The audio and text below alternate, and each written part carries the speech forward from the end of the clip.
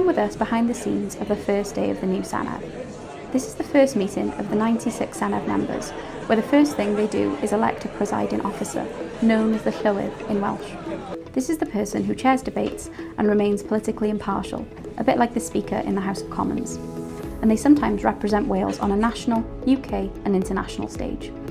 This is decided through a private vote, by placing a ballot in a private room just outside the court. Yesterday, Hywel Davies MS was elected by the Senedd to become the new presiding officer, and Kerry Ferguson MS was elected as the deputy. The rest of the meeting was chaired by the new presiding officer, when members nominated and voted for the new First Minister of Wales. This is done by a roll call in alphabetical order. Rhys Iorwerth was yesterday nominated by the Senedd as the First Minister of Wales.